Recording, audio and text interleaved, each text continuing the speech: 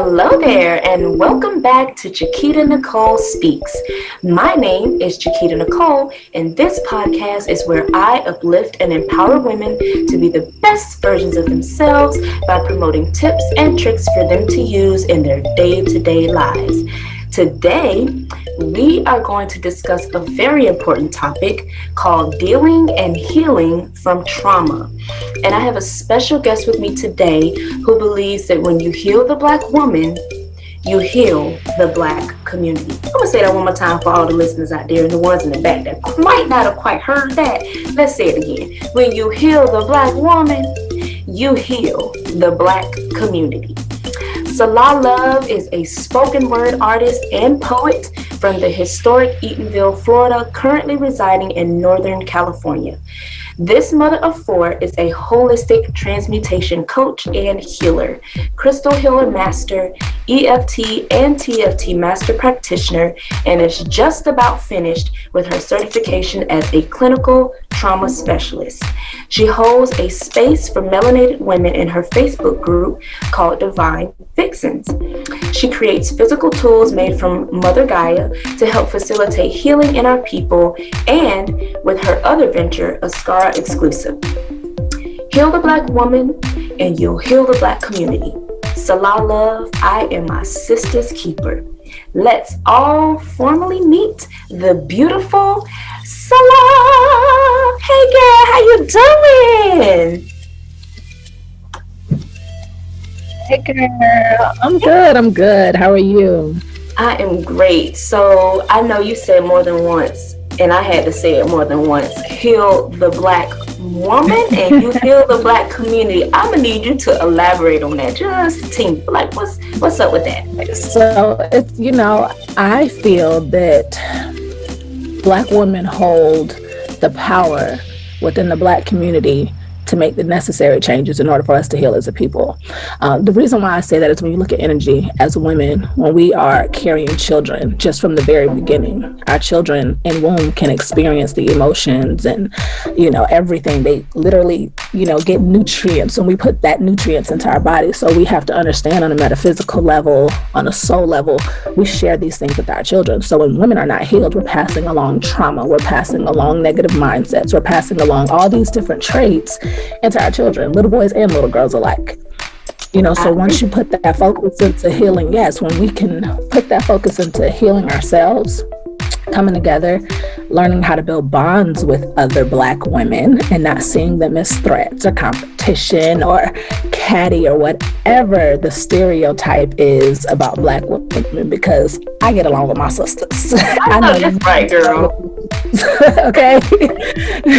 So, once we start putting that energy into healing ourselves and helping each other heal, I think that I believe strongly, not think, I almost want to say, I know matter of factly, that once we start healing in that capacity, that it will start showing up into our community in every different aspect. I agree. And I'm glad that you made a point about how when we are hurting, I know you've heard the term or the phrase or the quote that hurt people. And Absolutely. as a mother, we do. If we're hurting and we don't deal with that hurt, it is so easy to inflict the same hurt on our children and to pass it down, because they're looking at us and they're like, oh my gosh, mom is dealing with it, and subconsciously they're not realizing that they're picking up on those very same behaviors. Mm-hmm. Yeah, it's learned behavior, it's hurt people. But when you go to talking about, generational cycles or curses or however you want to look at it, I believe that it's the mindset that's being passed down. Even when you look at really how, like genetic, they say that it's genetic, like obesity, heart disease, these different things. But what that really is it's learned behavior from generation to generation, and trauma works the exact same way. It works the exact same way.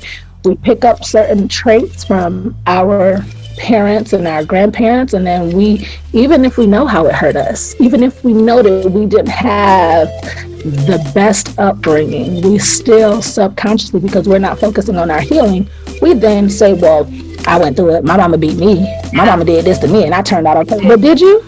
Did you really turn out okay? Right. You know, so we turn around and do the same thing to our children. You know, and I don't know. It's just a vicious cycle that we have got to stop. We have the control and the capacity to stop those cycles and those generational. I don't want to call them curses, but you know, whatever you call it, we got to stop it. Yes, and I agree too, because and if you really pay attention as generations progress, the mindsets are different. And just like I would say back in the 50s, where, you know, women used to allow their husbands to beat on them and they would stay with them, or they would call the police and not press charges because of whatever reason. And then you go to a generation ahead and they're like, I'm not putting up with that. I'm not letting no man treat me like that. I'm not staying in something and I'm unhappy. And then that older generation looks at the newer generation and like, what is wrong with you? Like, why are you not putting up what I used to put up with? I'm good. I'm strong. I handled it. But the thing of it is, it's toxic. It's not healthy, and it's not conducive for growth. So if I see you dealing with something that was unhealthy and I didn't like how you dealt with it or how it affected you, and I decide that's not what I want for myself, don't then look at me like something is wrong with me. And you know, in the Black community, it's taboo to talk about stuff like this. Absolutely. And you know, it's funny you say that, because what ends up happening in those situations, right? It's like, okay, so I see my grandparents or parents or whomever, you know, it's a pattern where the women get beat on or cheated on and they stay. And then it gets to this other generation where it's like, I'm not going to do that. But what happens, and a lot of women don't realize it, is they may not do that same thing, but they have an unhealed wound and they are dealing with something because of that, something directly affected with that. So they think that they're handling it fine. But what happens is they either deal with it on the complete opposite end of the spectrum, and that is still toxicity, and it is still unhealthy. It is still forming unhealthy attachments to a person, but there is still going to be something that is going to be brought in from those past generations and those past, you know, tough learning, those tough teachings that a person gets that they may not even realize that they have. Exactly. Because until we intentionally heal, we ain't healing from nothing. You are right. You're absolutely right. And a lot of times we will draw walls, like draw up walls, because we're like, I'm not gonna put myself in that. And I'll use myself as an example, because I've been through a lot myself, and there are things that I sit back and I'm like, I'm not dealing with that, so I won't even open myself up to receive anything remotely, because I don't want it to either remind me of something I've experienced, or I don't want to put myself in a situation to experience something that I've witnessed. You know what I'm saying? So you end up closing yourself off, and that's a true thing, that you're not really healed. You know what I'm saying? Yeah, you're not really healed from it. And I think that that's what we see a lot right now, is a lot of people that are hurting, a lot of people not knowing how to deal with the hurt. They, you know, are doing, everybody, I believe strongly that everybody is doing the best that they can, the best that they know how to do. And I think that that's why it's important for us to make healing an intentional and conscious effort.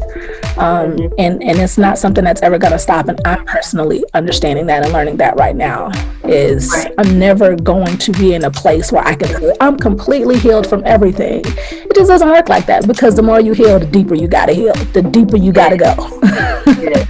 And the more you got to process, and the more wounds you got to, it's going to forever be a journey. I just did a training, and we talked a little bit about it a couple days ago. I just did a training about how, you know, adverse childhood experiences can cause your brain to respond a certain type of way. And you may think you're okay with it in one aspect, but then something that you don't even realize is a trigger may pop up, and you're like, here you go all over again, like, oh my gosh, I thought I was okay with that. Why is this triggering me right now? And that just goes to show you that healing is a day-by-day process, a day-by-day effort, right?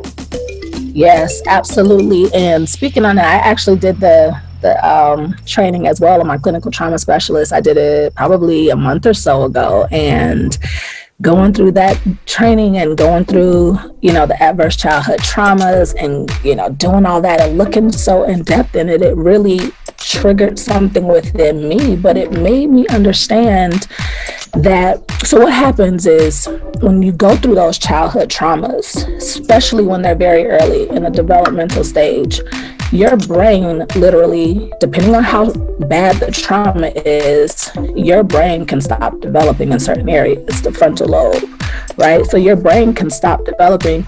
Your brain also attaches this physical and physiological response to certain things. So even though you may feel like you're over it or like you've dealt with it, and it may not even cross your mind, our bodies remember, just like muscle memory.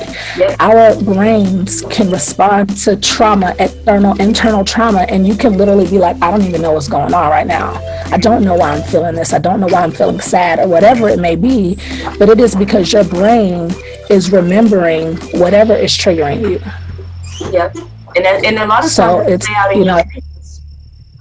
say that again. I said a lot of times it'll play out in your dreams. Oh, I can definitely attest to that. Absolutely. Me too. I've had dreams sometimes, like I've had dreams consistently, the same dream.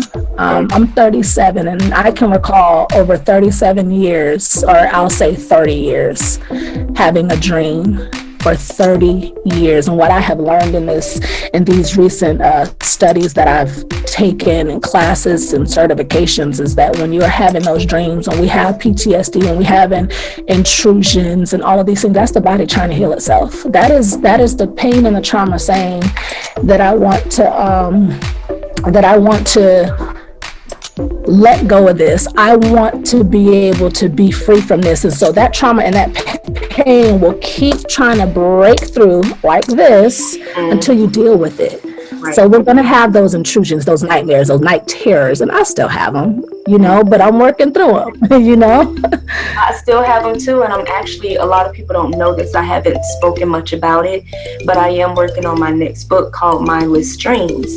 And and it's talking exactly about that, going into detail in my subconscious mind about the dreams I have that are recurring, and then how it scientifically explains something that I may have been dealing with at that time that I don't realize. Because a lot of times you think you're over something, or you think something is not really bothering you. You might not even be dealing with a particular situation on a particular day. It might have been a couple months ago, but then it pops up in your dream and you be like, why am I dreaming this? Like, where did this come from? Yes. And it just lets you know, like, it's something that your body is subconsciously dealing with, Yes, absolutely. And the wonderful thing about our brains and our bodies is that it wants to heal. I'm a strong believer that we have the ability to heal ourselves through everything that God has given us. It's not as easy as taking medication or whatever. It is hard. It is not easy. It is so very hard, but we're able to create new neural pathways in order to deal with that trauma. So while your trauma may constantly make you go this way, we have the ability to say, I don't want to go this way. I'm going to create a new path and start going this way. We have the ability to do that. Yep. We just have to challenge ourselves. And I was making a joke the other day with my boyfriend. I told him, I said, we were talking about, how your body heals, and I love X-Men and Wolverine and all of that. And I'm like, I said, we're Wolverines. I said, we just don't heal as fast as he does, but our bodies are naturally heal itself. It scars over and it starts to generate new skin and all that stuff. And that's naturally how our body is developed and designed. And it's also that way in your mind. Like when you go through something, your body scientifically, all of the hormones and everything else that's going on is trying to heal from whatever that traumatic experience was. And I did mention to him, I said, the only difference between us and Wolverine is when Wolverine heals, he don't have no scars to show that he was ever injured. But we have the scars. We have the scars, but our body has still found a way to heal what that is, but the scar is just like a little reminder of what like a battle scar, a reminder of something we went through. Like I had to get a vaccine when I got deployed, and everybody that's ever been deployed overseas, they all have this same scar on their arm from this particular vaccine that we all had to get. So if you look at anyone's arm and they have this particular scar, you already know, oh, they're a wartime veteran. That's a scar, a reminder of what we went through. You know what I'm saying? So I just felt like that was a good analogy, like comparing, Wolverine, it's just character, but really that's how we're designed. Yeah, and it's funny you mentioned Wolverine because I'm a huge fan of Vixen. Yeah. So a lot of people don't know Vixen, but that's where divine Vixens come from. Okay. So people don't get how her superpower works. Right? And I figured out how her superpower works. Same like with Wolverine, once I realized to each other, to connect to everything that God created on this metaphysical level, and that creates healing, it creates bonding, it creates relationships, it creates all these different facets that we're not even taught, things that we don't even understand that we can do, that we're even capable as human beings of doing. Right. And so I think comics, which is why I love them so much. Me too. Wolverine and Vixen, when you look at those comics, you can see pain in a lot of the different villains and the different superheroes, and then you can see it's not realistic, but I believe that the creators of these comics and these heroes understand, and they're taking things that happen within our body in ways that we can deal with trauma and pain and all these different things, and we can see it personified and manifested on a screen in front of us. And I think that is completely amazing because it really exists within us. Right, it really does. And I think that's why I love it so much too, because every villain and every superhero has a backstory. And I know when I was watching the one with what is it, the metal, I forget his name, Magneto, right? Magneto? Yes. And you remember, I don't know if you saw the backstory on him about how First class. Yes. And how his mother and stuff got beat up and he had to sit there and watch it, and just his anger just built up and built up and built up. And he retaliated, and then he got in trouble for having that superpower. And so in his mind, everybody was evil. So he just went out and tried to kill everybody.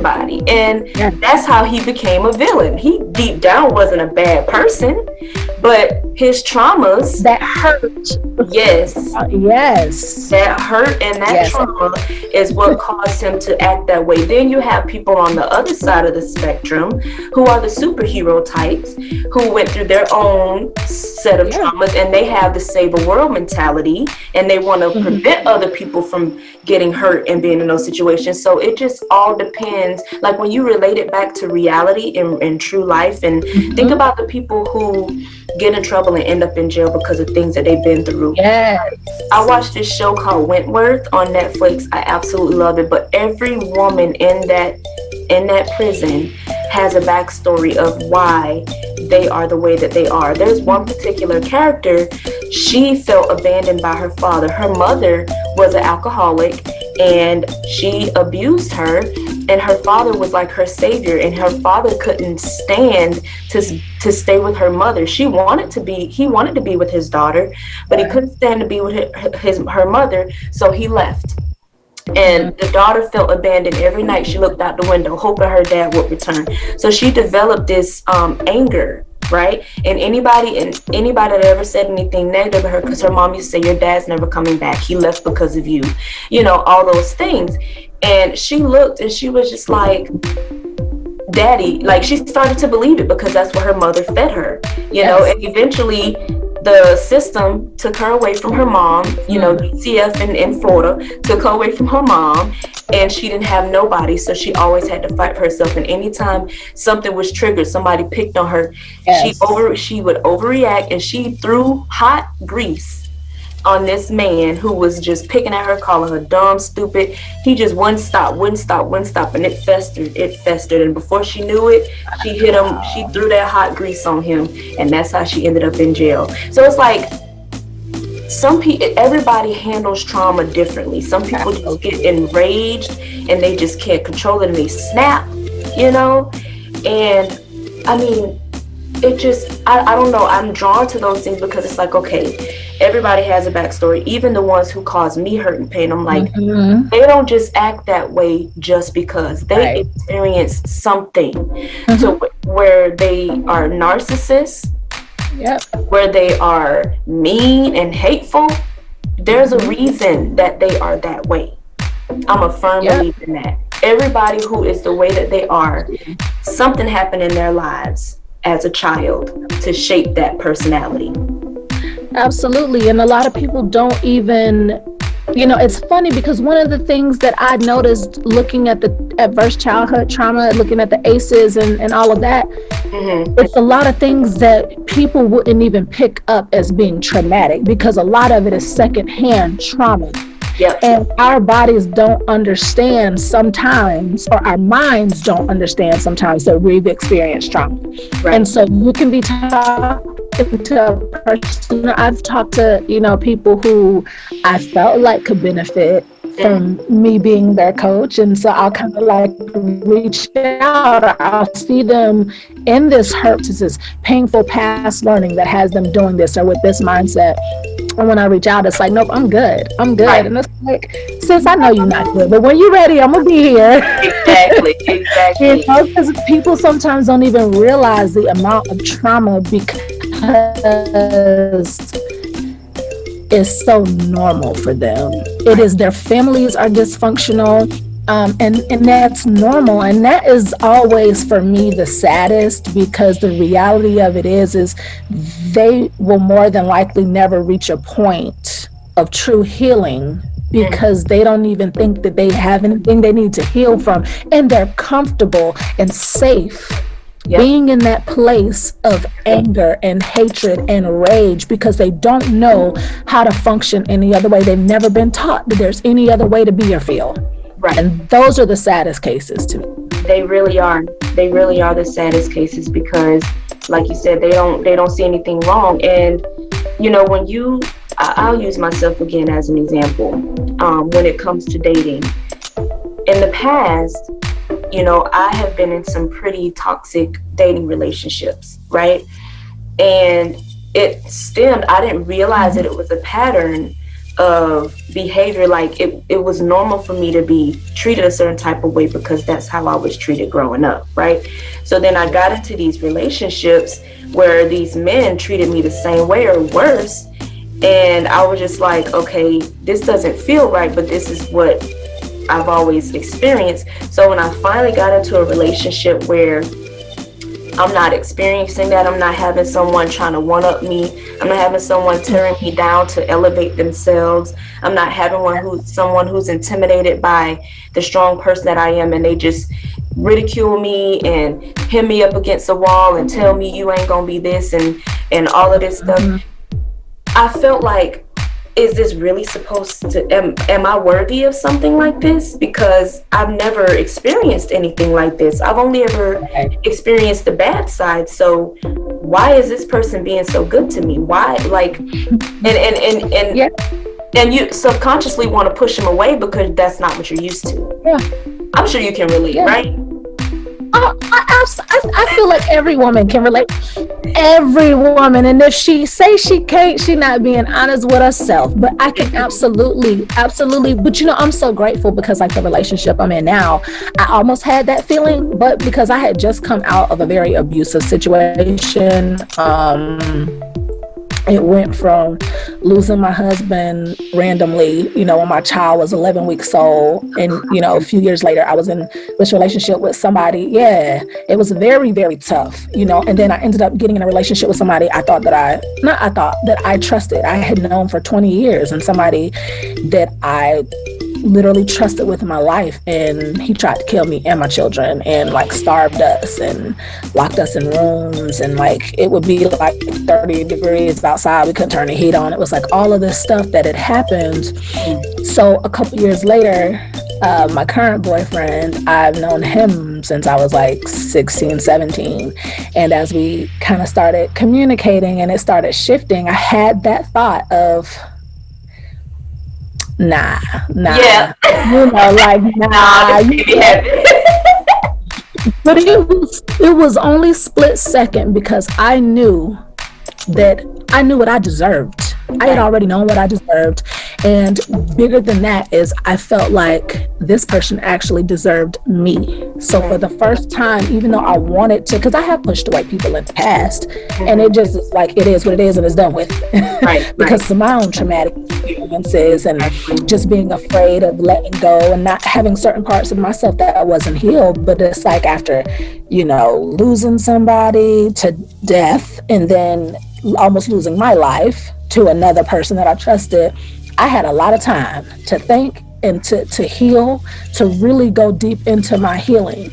And by the time he and I started, communicating, I already knew really what my worth was. And I said, I'm not finna let this one go. I'm not finna continue with the pattern and keeping myself in the same position that I have been in, because I can look at this person and say that I know that he deserves me and I deserve what he has to offer. Like, we deserve each other. And I think that a lot of women don't get to that point, and they get into situations knowing that, and I'm not saying it in a cocky way, but knowing that this person don't deserve the whole of who you are. They don't deserve for you to give them what it is that you have inside of yourself. But because we got all this stuff inside of us that we don't deal with, we just sweep everything up underneath the rug and kind of go into these relationships with our, you know, head down and just kind of grin and bear it. And that's no way to deal with people in any type of relationship. Exactly. I agree.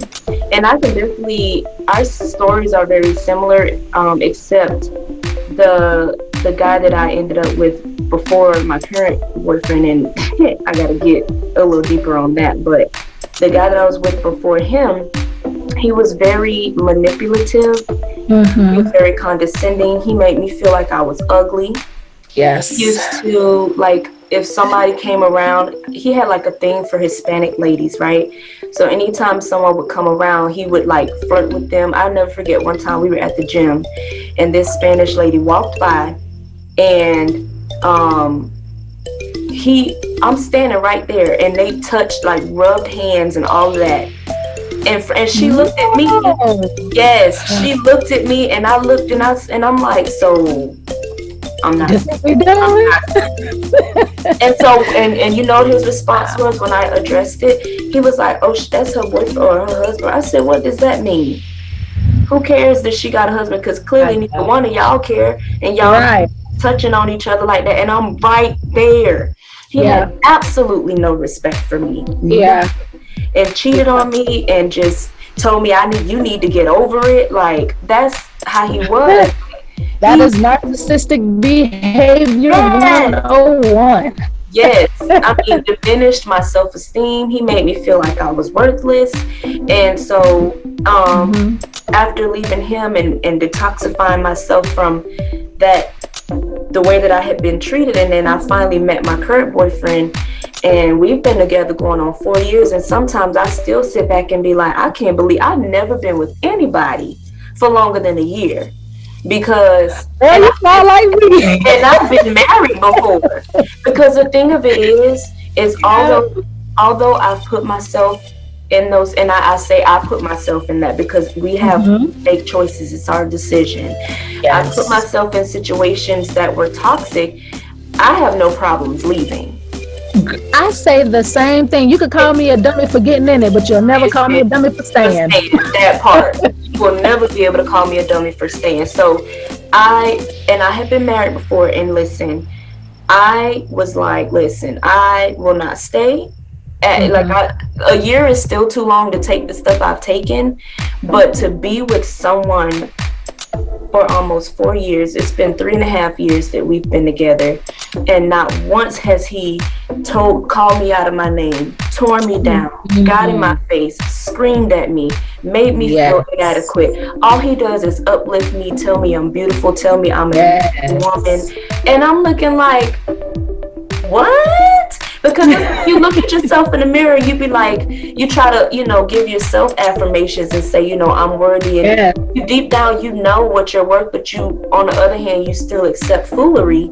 But then when you actually have someone who sees you for who you are and accepts you for who you are, you're just like, God, when you show out, you for real be showing out. You know what I'm saying? Yes. And because I'm still healing, and I'm woman enough to admit that, there are times when that fear factor sets in. Oh, yeah. Like, how do I know, although all of these positive things that I just mentioned, how do I know that this is truly the person for me?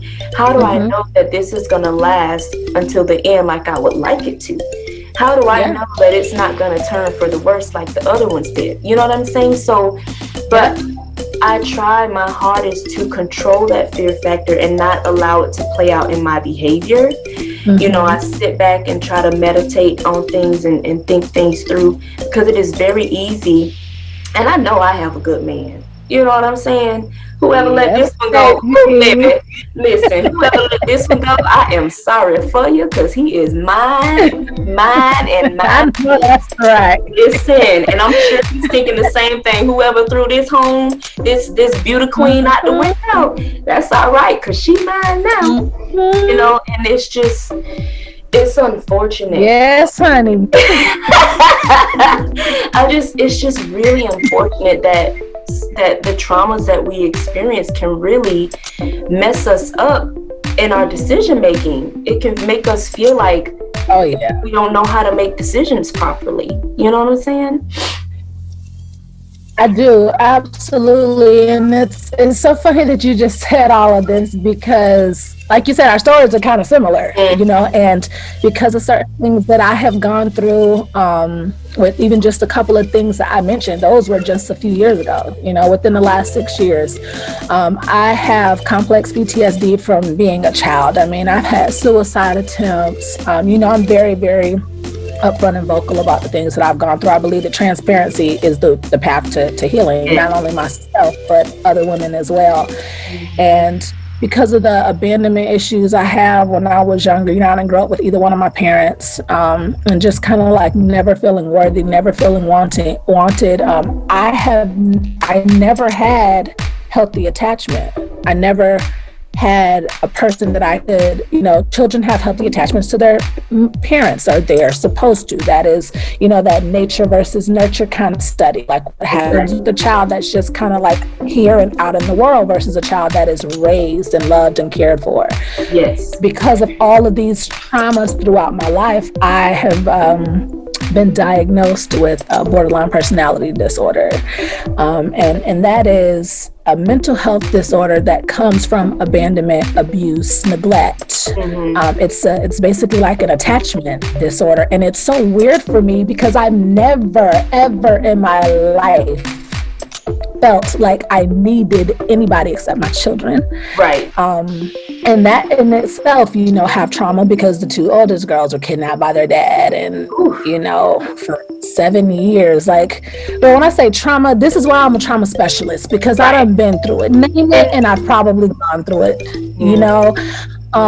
but because of all of these compounded things, I now find myself in this relationship, and this is me putting my little heart out there, right? Being in this relationship with this amazing person, I find myself doing the same thing that you do, right? And that I'm sure a lot of women do. When they get with a good man after making all these messed up choices throughout their lives, our lives, you get with this person, and now all of a sudden, sometimes you feel insecure, and it's like, I never felt insecure. Right. You know what I mean? Like, I ain't never felt this way, or it's like, what is going on? And it creates a fear response, right? Because then your mind then attaches itself to the trauma you've experienced with these previous men, and then now you are kind of almost becoming the problem. Because you're now reacting and responding in ways that's not typical of you, and then we're projecting. A lot of times we project in our relationships, but what I have found healthy, which is why I said all of this, is being very transparent with my partner and with people around me. When I'm insecure or I'm feeling some kind of way, I don't personally know how to keep it in. Right. I need to be able to talk about it and to say, hey, I know you didn't do or say anything. It's all in my head, but sometimes, and I'm learning this because I didn't believe this before this relationship, but sometimes you need reassurance. I did it. Like, I'm feeling all these new feelings in this relationship, this healthy relationship that I'm in. Right. For the first time, and I'm feeling all these new feelings, and it's like, I need reassurance. And when I used to hear women say that before, I was like, girl, for what? Right. But right. I get it now. Yep.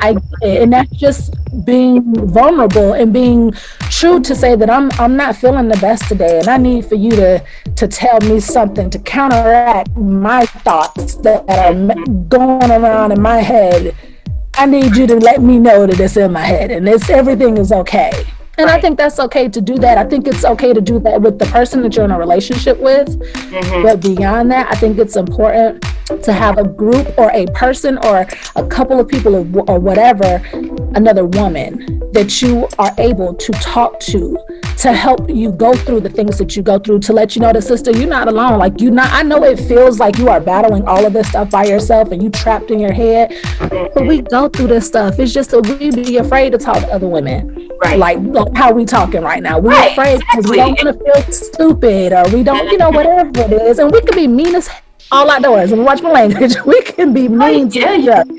Yeah, we can. And the worst part about it is, if we are really authentic and true, we will find that we have very similar situations and experiences. Mm-hmm. And being vulnerable is not easy, especially for me. Mm-hmm. I mean, growing up and not feeling comfortable enough to open up without being judged. Yes. That's a fear factor. And then being taught so many years that you are supposed to keep your emotions to yourself. You are not supposed to let your partner know any weaknesses about you, because they will use it against you. Like, fighting against that, knowing that you need to talk to them, because for me, communication is king. And in order for you to completely understand where I'm coming from, I need to be able to open up to you. And if I can't, then I believe you're not the person for me. If what I tell you, you can't handle it, and you mistreat me accordingly to something that I may have revealed to you, then you're not the man for me. And to be able to find someone that I can open up to and be authentic and say, listen, I may be tripping, but when you say X, Y, and Z, that's a trigger for me, and it puts me back in this place. I need you to not use that or say that. Then that's how they will learn how to treat you and how to care for you, because everyone speaks a different love language, and everyone has right? So also too, something that may trigger me may not necessarily trigger you, but that doesn't mean that my triggers are wrong. Absolutely. Validation in each other's insecurities, fears, whatever it may be, I think it's important in a relationship to be able to validate each other in that way. But as women, even though you and I can sit here and say that we can communicate this to our men, it is so many women who do not know how to do that. Right. There is so many women who feel like, I'm not finna tell him this, and I'm not finna say this because he should already know. But as you said, we speak first of all, men and women typically speak different languages. Completely. To begin with, okay? Period. Sugar mean banana to them, okay? It's like two different. Yes. And apples and oranges. So different. Yes. But we do the same thing too. We do that to men as well. And I think that as women, by us, and again, this is go back to that heal the woman. We can say it in a very general term. Heal woman, and you heal a community. Heal a woman, you heal a family, right? That's true. Heal a woman. That goes back to that. Exactly. If we are focusing on our healing, that is going to then transpire. Yes, we oftentimes women cannot even verbalize what it is that we need to begin with. So you feel unfulfilled in your relationship. You feel like he's triggering you. He's doing all these different things, but do you know why you're being triggered? Can you verbalize verbalize what it is that you need, because oftentimes we can say what we don't need, but do you know what it is that you need? Yes, that's very important. That's a whole different ball game. Yeah, you got to be able to verbalize what you need, and to expect him to already know is an unfair expectation. It is not fair to expect a man, if we can't read their minds because they're so different, what makes us think that a man can read our minds? And according to them, we are very complex because their minds are a lot simpler than ours. So how unfair can you be telling your man that he needs to know what you want? And it's your job to educate him. A man is a man, he's not a woman. So it's our job to educate them. You know what I'm saying? And again, if they don't want to hear it, then at least you tried. It's not like you're just, he just needs to know. No, you need to try it. If he's not hearing you, that's a whole other issue. Yes, and it's all of that is just so important in all different types of relationships, because I always kind of look at, even though it's a romantic relationship we're talking about, all of these things can show up in other relationships, show up in relationships with our kids. Right. We want the kids to do certain things, or we want, we have all these things that's going on within us, and we can't verbalize what's hurting us. We can't verbalize what we need. And then when we do verbalize it, it's typically not in a healthy manner. Right. It is going to show up in a way that is going to present as toxic or negative, or it's not going to be conducive. It's not going to actually get anything done. And so being able to learn how to be kind of selfish, and I don't mean me, but in the same sense, I do mean that, because a lot of women we're forced to kind of we go through all this stuff, and then girl, I'm about to get sidetracked because the strong Black woman popped up in my head, and that's a trigger for me. Hey, let it release. That is a trigger for me. Release her. That's gosh. Release her. You know what I'm saying? That is a trigger for me, because like I was saying, is we go through so much, and we are expected to just keep going, right? We're expected to keep going. It doesn't matter what it is that you go through. When I lost my husband, there seemed to be no kind of expectation of me being allowed to grieve with having, my son was 4, my daughter was 11 weeks old. My 2 oldest daughters had been gone from home and had been kidnapped for years. They came home 3 months later. So I went from having a husband and children to being a single mother again of 4 children. Right. And I started back working 2 days after the funeral. Trying to raise these kids, because there was some support. I'm not going to say that, but the support I feel like I needed, and the support I feel like I verbalized that I needed, it wasn't there. And so I ended up getting to a point where I did not have a choice but to take that and suffocate.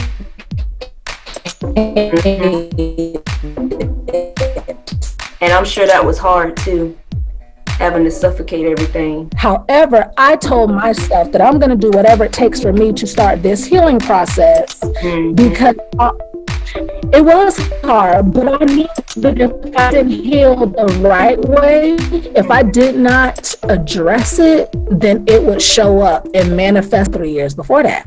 Right. So it was just like trauma had started really piling itself up, and all I kept hearing was, "She's so strong," and it would make me, you want to see me pop off, call me strong. And as crazy as that may sound, to be like, you mad because people calling you strong, but Black women are expected. Our strength is determined by how much trauma you can go through and not be affected by it. And that is utter BS. The thing you are, the more they will leave you to deal with. No matter how much trauma you've gone through, we're expected to be okay. And so then we get into these relationships with people, whether it's other women, whether it's a man, whether it's a woman, whomever it is, we get into these relationships and we want to be vulnerable. But how? Where along the lines have we learned as women, as Black women, to be allowed to cry, to say that parenting is hard, to say I'm not having a good day, I don't feel pretty, and I need for you to tell me that I'm pretty today. Yes, girl, say it again. You hear me? When is that okay? Do you know that I used to get teased for crying because I'm an empath and I'm very sentimental. So I feel for other people, but there was a point in time in my life where when my feelings got hurt, like physical pain, I have a very high tolerance for physical pain. I would sprain my ankle, break my leg, whatever, deep breath, breathe it out, I'm good. But you hurt my feelings, my eyes fill up with water, I want to cry, right? And I was screamed at, yelled at, you always crying, you weak.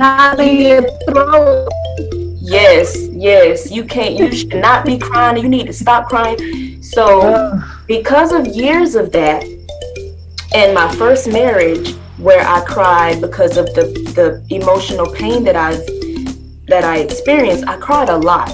And so from that marriage, and then being told prior to that as a child, as a teenager, that crying is a sign of weakness and that you shouldn't do it, now I refuse to cry in front of my man. Any guy I've ever been with, they have never seen me cry because in their eyes, I don't have emotions. Wow. And it's because of that stigma. That stigma that we, and boys get taught this more so than women do, that it's not okay to cry. And that's why a lot of times our minds are jacked up to begin with, because as you said, that's a trigger for you, it's a trigger for me as well. I get offended. Don't call me strong. And I will tell you in a minute that when somebody say, "Oh, you so strong," and I'm like, well, it's not easy being strong. I don't like being strong.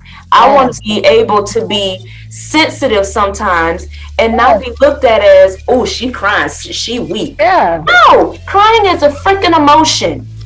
If laughing is an emotion, if yelling is an emotion, why in the devil can't we cry? Yeah, and we definitely can. And I think that is a part of our bodies trying to release, which is when you and I think it was yesterday, we were talking about, I posted the thing in the group. I'm the only one who put on the R&B music. And it's like, I used to really play into that. Like, I've battled depression my entire, as far back as I can remember, 6 years old, I battled depression, right? And I did that. I used that as a tool just to go into this dark place, and I would stay there. Okay, cry and replay things over and over again. Yeah, over and over. How do you do that? Now what I do is I will give myself, because if it's bubbling up, I know now what bubbling up leads to for me. And I don't want to keep battling with my mental health in that way, right? And so I'm finding tools. I've created tools to be able to help me deal with those things. And one of those things is music. And I will play certain music and I will let myself cry. I will go sit in the car, in the bathroom, in the shower, and I will play my music and I will cry for a certain period of time. Get it out. I will do my mantras. I will do my affirmations. I will grab my crystals. I will do my breathing and my tapping. I will do all these different things. And I'm like, now I'm going to shelve this for right now. I'm going to compartmentalize. I'm going to put this over here. And I'm not going to keep playing into that emotion. But I know that if I'm about to cry and I'm hurting like this, my body and my mind is telling me that it is time to release. And we as women do not know how to do that. And like you said, men especially are not taught. They are not taught. That's a whole nother. I am my sister's keeper, but I also say I am my brother's keeper. And that's when women start getting mad. When I go to talking about our brothers, baby, because I'm going to protect the black man, honey. Yes, they need some help. Right, they need nurturing too. Come on now. Why do you think that they behave and do some of the things they do? Because they lack that nurturing. They need that. Yes. And that's why I say we got to heal in order to make sure our brothers are okay. Because I strongly believe that no matter how alpha or dominant or whatever a man is, he will follow the lead of a black woman. Yeah. And I don't mean we have to leave the house and do all these things that men are supposed. That's not what I mean. That's not what I mean. I mean that an emotionally healthy woman will bring out the best in a Black man, and it will allow them to operate in a way that they are not allowed to operate in. And then they can start focusing on their healing, because we are emotionally stable, emotionally and mentally stable. That's just a theory of mine. Right. It's the truth, though. It really is. I mean, take a man who's married to a woman that always ridicules him, tell him he's not man enough, getting up in his face, I dare you to hit me, I bet you ain't gonna hit me, I bet you. Take a man that's treated like that and watch how upset he is and how he feels like he has to work so hard to prove himself to be worthy as a man. And take that same man and put him with the emotionally healthy woman who is always elevating him, saying, thank you, babe, you're an amazing man. Yes. You are always doing great things. You are awesome. You better do that doggone thing. Like, listen, I'm fixing to hype you all the way up if nobody else did. Take a woman like that and watch that man go shine in the world. Watch. I agree. And those women can still have things that they got to work on. We're not talking about a perfect woman. We're just talking about a woman that is aware that she's aware of her position, and she's aware of his position, and she's emotionally aware. An emotionally aware woman that is conscious of her actions, because I think so many of us are so broken and so hurt, especially when we get with a good man, like what we were talking about. Some women don't push away them good men like we have had a tendency to do, but what they do is then they in turn go and break a good man. They then take all that anger and that pain and they inflict that onto a man who clearly also has trauma. Right. And it's because a man deal with women like that, they got their own trauma that they're not dealing with. To be in an abusive, because let's call a spade, to be in an abusive relationship with a woman, that man also has his own trauma that he needs to heal from. Right. So again, like I said, that's that full circle. If we are not healing ourselves, because it's a lot of groups out here where, Black men are learning how to be emotional. They're learning how to have healthy bonds with each other, because they don't have that same kind of cattiness and inferiority like we have when we with other women, and just kind of, but what does that stem from? That stems from unhealthy relationships with our mothers. Yes. We never learn how to have healthy relationships with other women. We don't learn how to have healthy relationships with men, because then we got, daddy issues. Right. And I can relate to the relationships with women. Believe it or not, as much as I preach and talk about empowering the woman and how I'm so pro-woman, so there was a point in my life where I was not that way. I used to shy away from women. I never wanted, because I always felt like, not that I was in competition with them, but that they didn't like something about me and I got treated accordingly. And that stemmed from the way that I was treated as a young girl, as a teenager. Being made to feel like if I wore certain things, it was wrong. If I had my hair a certain way, it was wrong. That everything I did was for attention. So anytime that I was in a position where I was around other women, I felt inferior, and I felt like they were all trying to attack me. And I used to be labeled as stuck up and standoffish because I used to keep to myself. And people who took the time to get to know me, they learned very quickly, she's a very sweet girl, very loving and very giving, but I wouldn't open myself up to anyone. And I stayed away because of that fear factor of, well, you're going to hate me because this is what I'm accustomed to being treated like. You're not going to like me. You're going to judge me and say, oh, well, she look like this. She thinks she better than. So I didn't want to get close to a female. And I'm glad that you mentioned that stems from unhealthy relationships with mothers. If you don't have a mother pouring into you how worthy you are, how beautiful you are, and how not to let someone else make you feel less than, then you're going to walk around in life feeling like you have to compete with people, with women, and you don't. And I'm not competitive with another woman. I'll be quick to tell you how beautiful you are, but there was a point in time where I was afraid to do that. I was afraid if I complimented a woman that was a bad thing. You're not supposed to compliment a woman. You're supposed to just just keep it going. But now if I see somebody, girl, I love your hair, girl, them glasses, girl, them is banging. Like, that's me now, but that was not always me. I had to educate myself and surround myself with a positive aura of people, because I believe that people have energies. Yes. And if I sense a certain energy or vibe on someone, I will keep my distance, because I pride myself in positive energy. And if I feel a positive vibe from you or energy, I feel people. I do. Call it what you want to call it. I feel. Yep, I do as well. Yep. So when I feel you and I feel a positive thing, or you look at me a certain way and I feel like, oh, it's all good vibes, okay, I click like that. So I just feel like it's important for us, and I don't have girls, I have bonus daughters. So whenever they're around, I'm always trying to uplift them and tell them, you know, girl, you looking good. Ooh, I do that with them. I didn't birth these daughters. I have boys, but I do that with them because I think it's just as important, if not more important, for a young man to understand that he's worthy. He don't have to walk around in the world becomes a man feeling like he got to push his chest out and mistreat women to show how tough and strong he is. Yes, I agree with all that. It's extremely important. Like, I think that, again, it is on us as mothers. A man or a boy can have a man, have his father or whomever raising him to be a man, but I think it's extremely important for I think that both parents, or both a male and a female, a man or a woman, to have influence on children for very different reasons. Right. It's important for boys to understand how to treat women and how to go through this world from a woman's perspective, I believe. But also the same thing, you know, with a little girl, they need to understand what it means to have a relationship with their mother, or positive relationships with other women growing up, because for whatever reason, like, I had it, it wasn't consistent, but the lack of a consistent woman being in my life made me actually attach to, I'm sorry, my kid then came out here, can you please go in the house? It makes me attached to, I don't want to say powerful women, but like certain women I'm very, very drawn to.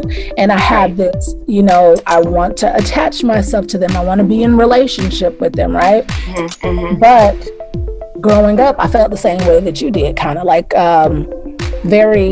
but it was with everybody, just insecure. Like in high school, I was just very like always afraid to have, like, my sister, I was a senior and I was hanging out with the 10th graders because my sister and her friends were in 10th grade, you know, or I was with the rest of us. I was only with people who I was familiar with, but I'd never really made friends at school, because not because I saw women as competition, but I was scared, I guess, honestly. And because I know you remember how I was. Yeah, I know. I just remember you being just very quiet. And I never took that as like being stuck up, but it was definitely just like, honestly, when I'm thinking about it, kind of like insecure. Just like, I don't know. Like, I don't know. Like, I see you, but I don't know. Right. I don't know if I want to talk to you, if I can talk to you. I don't know how we gonna vibe, so I'd rather just keep to myself. No problems, no issues, we good.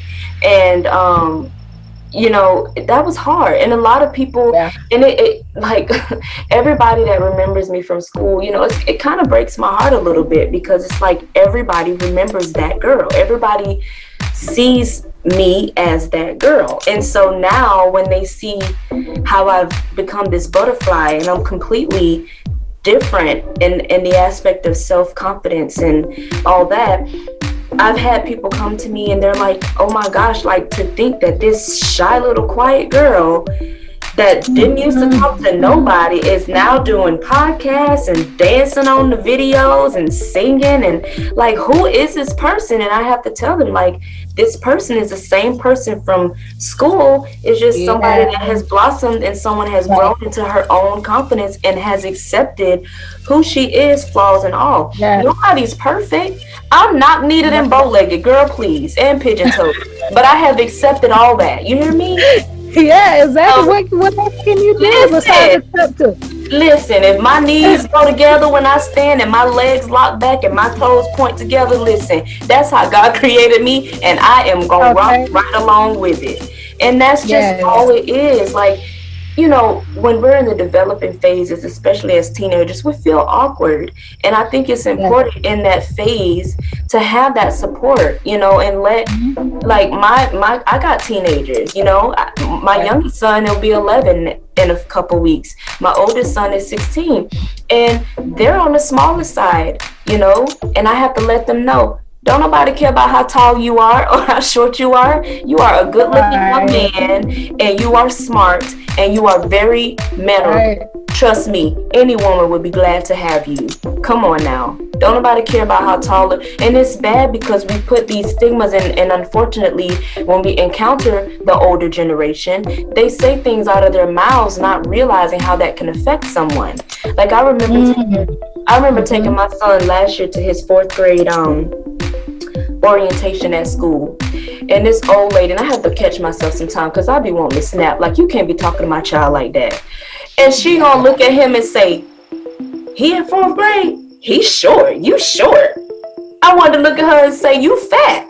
You know what I'm saying? But I can't do that. That's what I wanted to say, because like my child is absorbing that negativity that you just gave him. He's already battling him insecurity. Yes, he's already battling with the fact that he's the smallest. He's the oldest in his class because he has a late birthday, but he's the smallest. So he's battling with the fact that he's smaller than all the kids in his class, and they tease him about his height. Then you're gonna have this adult who should know better, who's old, you know, old enough to be my grandma, and gonna tell my child, you short to be in 4th grade. You know, and it's just people don't realize that the words that they say, if a child is already experiencing that, it can affect them. And that's why it's important that in the household that nurturing takes place. Because imagine if I was the kind of mother who teased him for his size, right? And called him skinny and called him all these things. Then he goes to school and the kids pick on him about his size. Then this old woman comes and says something slick about his size. What is that going to do to his character, his personality, and his self-esteem? Absolutely. So although I'm not with him 24/7 because he has to go out and mingle with others, as a mother, I'm going to do my job. To nurture that and let him feel like it's okay that you're this way. And so when his father calls him, he's skinny, I'm like, you need to not do that. You know what I'm saying? Like, we don't allow, and I think that this holds true for even in our past with our parents and their parents. They don't realize in that moment how what they are doing and what they are saying is going to affect that child in the long run. And then when the child grows up and they start to talk about these things, that how it's affected them, they don't even remember. They don't even remember that it even happened or that they even did it, because in that moment,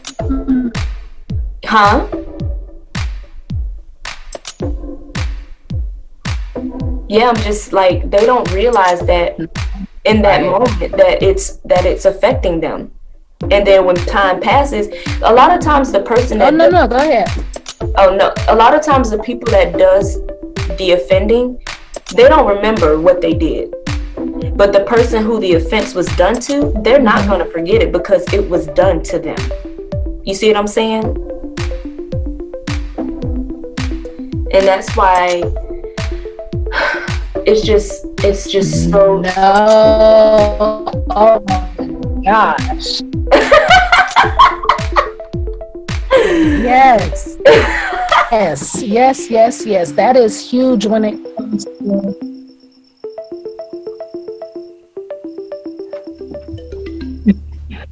comes to healing parental relationships, because a child, even an adult child, trying to explain to a parent, typically a mother, how they did or said something, and the parent will not try to instantly go to, well, I don't remember, I apologize if I did that. It is typically like 90% of the time, it is automatic denial. Right. That didn't happen. That didn't happen. I did not do that. Right. Instead of saying, like, clearly, like you said, if it's done to you, because our bodies naturally remember the negative things that are said more than the positive. Even when you're in a relationship and you argue with somebody, it's like, well, why you only remember the bad things that happen? It's like, I don't try to, but that's how our bodies hold on to things. That's how our bodies protect. That is always extremely sad. And especially if the bad is outweighing the good. Because I know you've heard the saying that for every one bad statement, you need about 20 good ones to erase that bad one. You know what I'm saying? Negativity holds true long. I mean, look at the news. They're going to cover negative stuff more frequently than they're going to cover the good stuff, because the good stuff don't last. It's not juicy enough. That's absolutely right. And our bodies work the same way. Our bodies work the same way. And so when we're talking about, you know, everything on the healing aspect, is so many reasons as to why doing that work is important, you know. And I always find it interesting when I can sit back, not in a judgmental way, but kind of just because of the work that I do, I can see trauma instantly. Me too. Behavior, just things said, I can just see it. And it's so interesting to me when one post or one statement is a mother, like, I do anything for my kids, I'm, you know, whatever. And then the very next statement, and sometimes in the same breath, they are being so condescending and disrespectful to the child, or doing something that ultimately will create harm and toxicity and trauma in that child. And it's just like, you know, it's never our, even as coaches, it's not our jobs to point out anybody's trauma or to point out their triggers, or to, you know, as women, as mothers, to, you know, point out the way anybody's parenting or raising a child. That is not what I do. I'm not interested in doing that.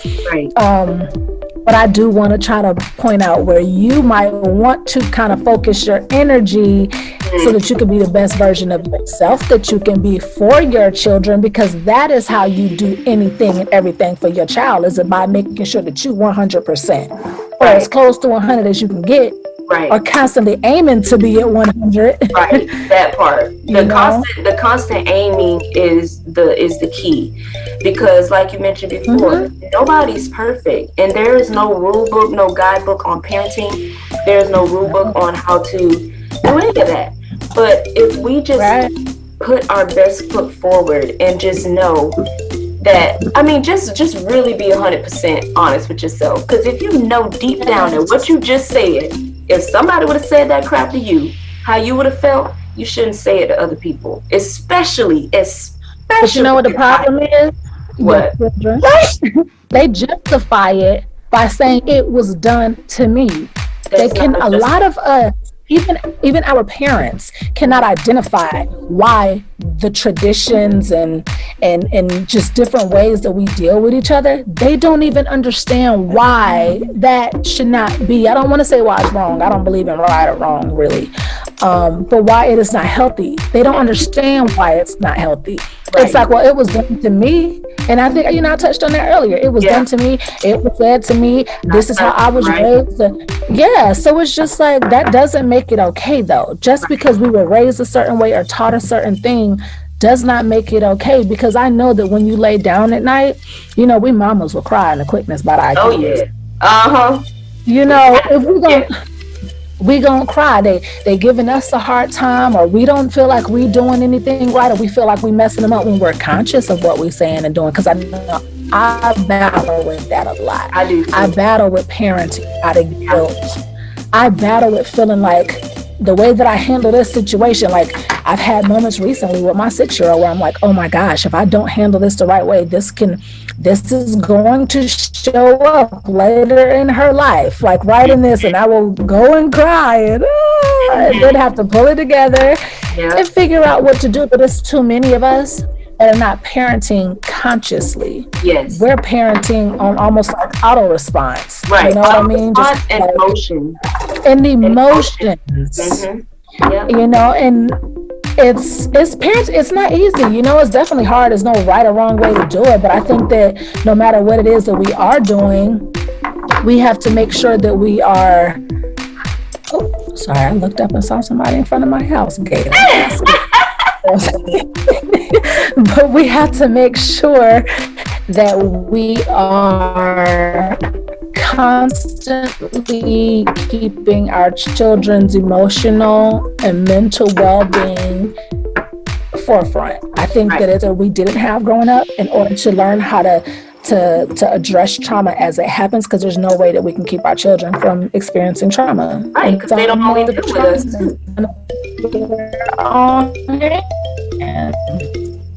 Right, like we're going to inflict something, how to communicate with them and teach them communication skills.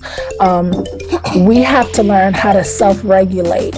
Right. And then teach our children how to self-regulate, because that's how we can stop the temper tantrums and all these different things. I've recently learned these in some classes, and I think that that's like the key to building healthy relationships and healthy emotional stability within children.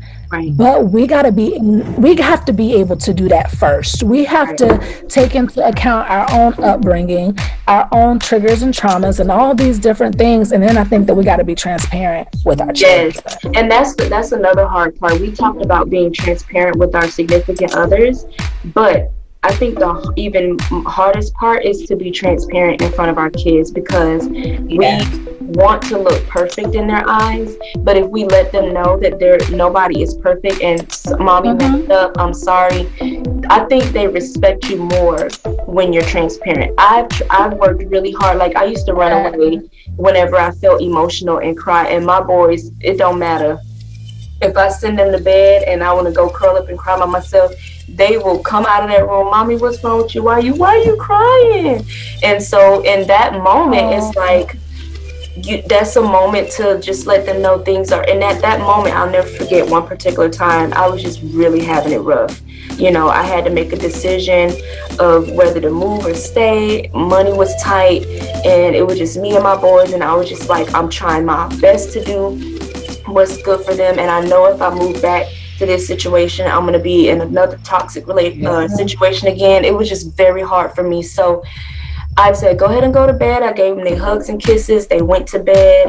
And next thing you know, I just broke down. I couldn't take it. I had just snapped. Like, I couldn't take it no more. Like, all of my emotions just came out. And I was like, it's so hard. Like, I'm talking to myself, you know, this is so hard. I just, you know.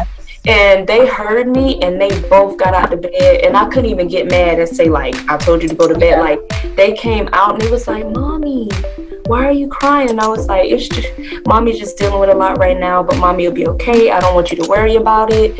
You know, I will be just fine. It was like, but you're crying. You're sad. And I'm like, yes, it's okay. I said, I'm just trying to do my best for you guys. And there's like, but you're doing great, mommy. I know the kids, they will admit you, baby. They will be like, what's wrong with you? You don't see what I see? Right. They don't see it. They feel your heart. Like, they know. My kids know, and they'll tell me, they was like, mommy, I know that when you're getting on us, that you're only doing it because you want us to be good men. I know that you're doing it to teach us good. Like, because they know, because I explain a lot. I talk to my kids. I don't believe in giving instruction without a reason why they're doing it. You know, growing up, we were like, you do what I say because I said because I said it. No questions. Right.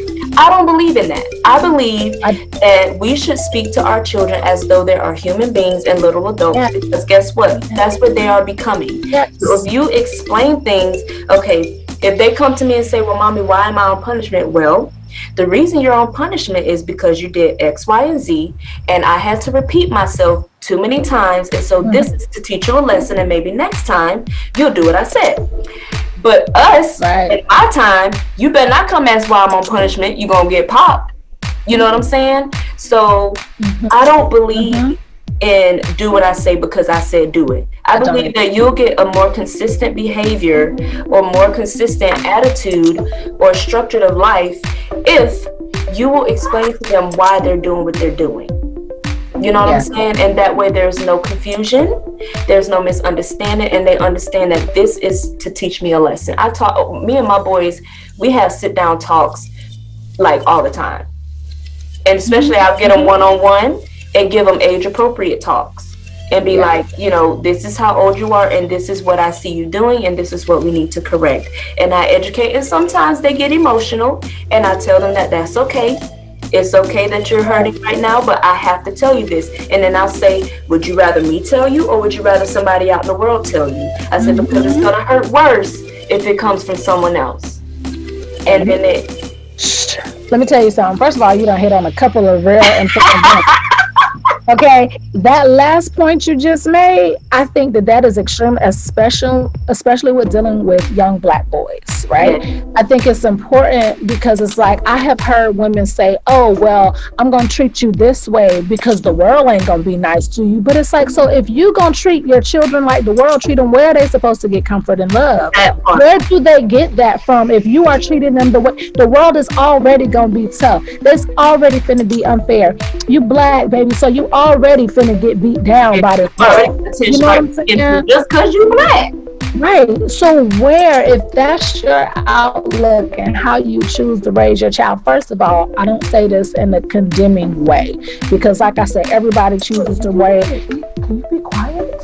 I'm sorry. It's okay. Everybody chooses to raise their children how they want to raise their children, but we are talking about how to raise children that are emotionally and mentally fit, right? And healthy. Yes. And that is, I think, extremely important to make sure that like your kids, your boys, because that's what we're talking about right now. It's important for the girls too, but if we being realistic, the boys are going to have it harder than the girls are in this world. Girls have their own things to face, definitely, that boys don't face. But right now, with that statement you made, it irks my soul when I have heard women talk, specifically say what I said.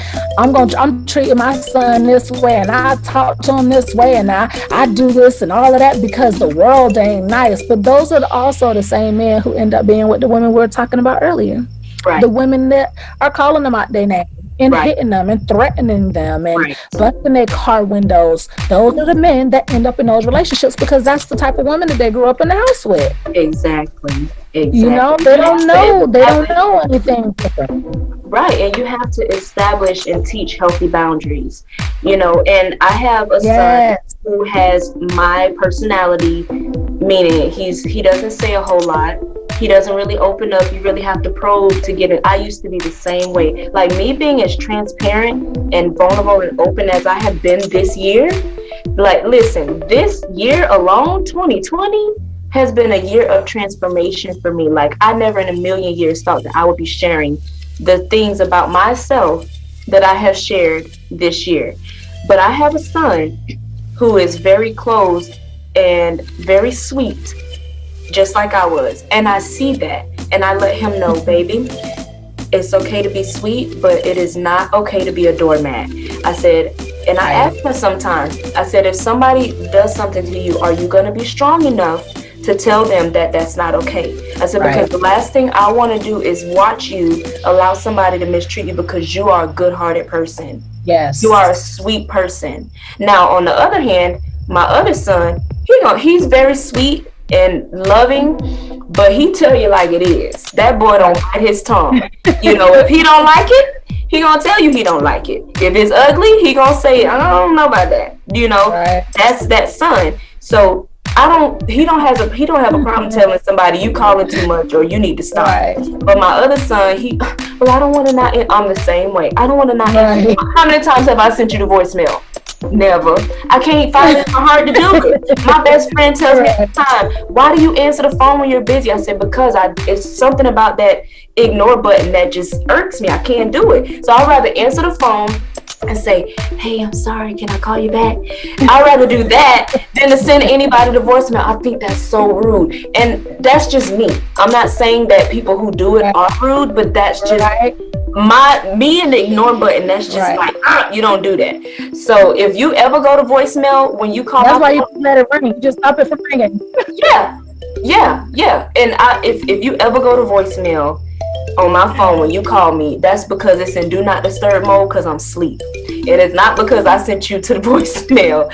So I have to tell him, like, he's the same way. He has somebody that calls him all the time, like, oh, you just called me. And I said, well, you don't have to answer the phone. He was like, but I don't want her to feel. So you just have to know how to communicate with your kids accordingly. Being that I know that I have a child that could very easily be a doormat, it's important for me to teach him healthy boundaries and let him know what's not okay for him to be treated like. And to let him know, even if mommy steps on your toe, it's okay to come to me in a respectful manner, of course. Yes. And let me know, mommy, when you said this, that hurt me. Can we talk about it? Listen, I'm here. Allowing the kids to hold us accountable. Yes, that's very important. And that's another thing that a lot of us in our generation did not get when we were younger.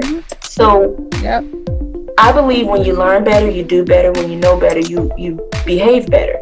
So if there are things that I didn't quite agree with that caused some traumas in my life, although I'm not perfect, I'm going to make it a point to pay attention and make sure I do not become that toxic mother. Because it's very easy if you don't pay attention to it, if you're not aware. And I know in the beginning you said it's very important for you to be aware of your traumas and to be able to pinpoint the things that you've been through and the triggers that set you off. So if you're cognizant of it, then guess what? You can address it and avoid behaving the same way that you were treated with someone else, or acting out of character because you're afraid of being treated a way that maybe you've been treated in the past. And then let me say this too, because even with that, something else that I have learned, and I think I may have talked to you about it the other day, is that a lot of times we don't know where our traumas come from, right? But we can feel when we're either re-traumatized or we can feel when we're triggered, right? It creates a physical response within us, right? Exactly. Something, you feel a pit in your stomach, your face scratches up, you anxiety, right? Exactly. Your heart starts pounding. You feel some kind of physical response. And so even if you sit and you can't figure out what it is or why it is that you're having this response, there is a way to be able to retrain your mind when that certain thing happens. Let's say it's like you can't understand why. I'm going to use something very simple. I've understood that for some reason women get triggered by the word female. They can't explain to me why the word female is triggering to them, but it doesn't matter that they can't explain it. It doesn't matter that they cannot express to their partner why, when in conversation, we're fine going back and forth talking, but the moment that he calls you a female, now you're triggered and you're angry and you're mad. You don't have to understand that. What you do, what I would recommend you doing, is start carving, and this is a specific way to do it, and it's something I'll be introducing in my practice, but it's a way to take that response when you hear a female being used and you feel that you're triggered by it. You then have to make a conscious choice to respond a different way.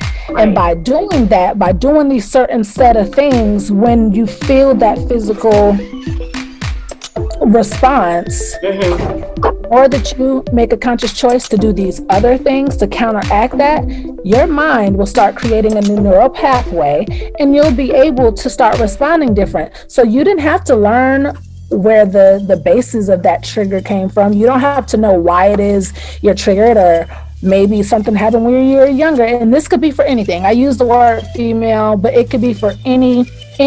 People with addictions a lot of times can't remember what it is that causes them to have that addiction, right? But typically it's based in trauma. A lot of them can't pinpoint to them. With the technique that I've learned, it gives us the ability to not have to dig through our trauma. It gives us the ability to say, all I know is I'm triggered and I don't want to be triggered. I don't want to go and dig up whatever happened to me. I just want to stop feeling this way. I want to choose to do something different. And we can do that.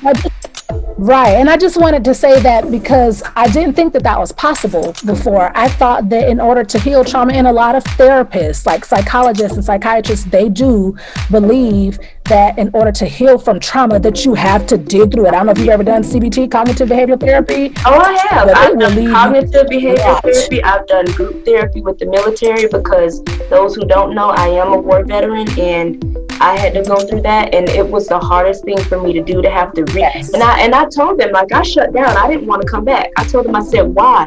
I said, why are y'all making me relive this? And I had to have a one-on-one session with the therapist.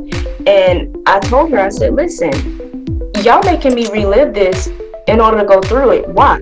And the response was that a lot of times when you bury things, and you think that it's done and over with, it trickles out in other ways. So when you deal with it, you face it head on. But I don't know, for some reason with them, I don't feel like that should be the only way, because we don't want to relive a lot of stuff. We don't want to relive a lot of stuff. One girl got up, she was crying. It was something she said when we were talking about in the therapy session, the group therapy session, and it was something she said, and the lady just broke down crying and had to walk out, and she didn't come back. And she didn't come back to no more sessions because whatever was discussed triggered her in a way that she couldn't handle it, and she left. And I'm like, a lot of times reliving stuff is just not the best route. And that's why I wrote my book so fast, because when I was in the moment of writing certain things, I had to relive it. Therefore, I was triggered all over again. And so I was like, I need to get this written down. And I would say for months, like when I was proofreading my book, that was the first section I proofread, and I would skip over it. That particular part in my book, I would skip over it because I just didn't want to read it. I didn't want to read it.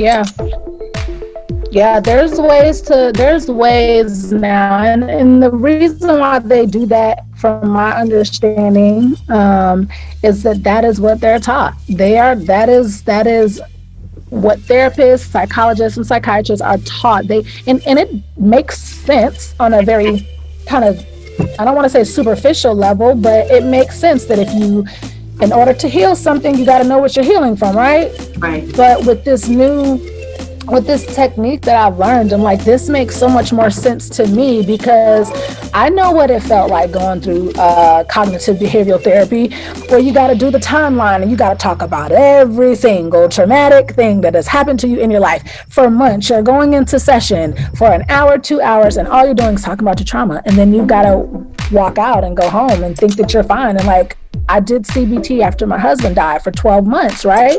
And at the end of the 12 months, I was diagnosed bipolar. And I was like, I wasn't bipolar before this. Like, pulling all of this stuff out has done something to my brain, and it has made me remember stuff that I did not even remember.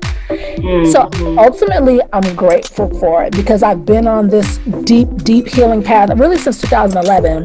But that CBT in 2015 took it to a whole nother level.